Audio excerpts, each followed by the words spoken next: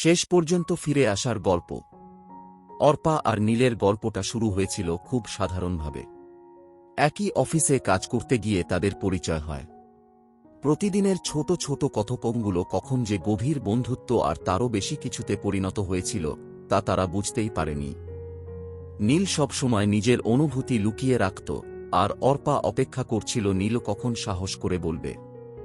একদিন নীলের বদলির খবর এলো তাকে দূরের একটা শহরে যেতে হবে।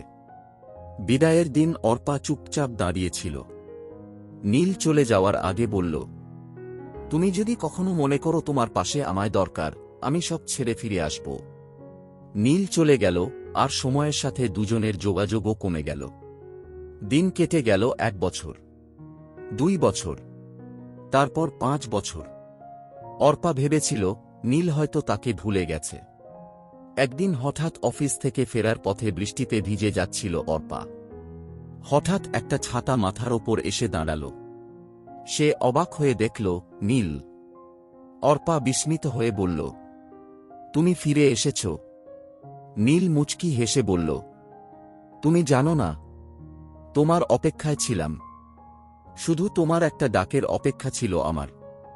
অর্পার চোখে জল চলে এলো। তারা বুঝল, ভালোবাসা মানে শুধু একসাথে থাকার নাম নয়, বরং দূরত্বের মধ্যেও একজনের জন্য অপেক্ষা করার নাম।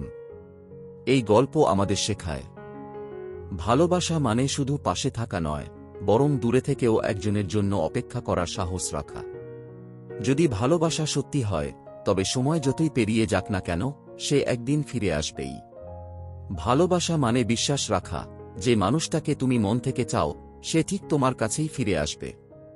সত্যিকারের ভালোবাসা কখনো হারিয়ে যায় না, কারণ ভালোবাসার মানুষটা ঠিক সময় হলে তোমার কাছে ফিরে আসবেই।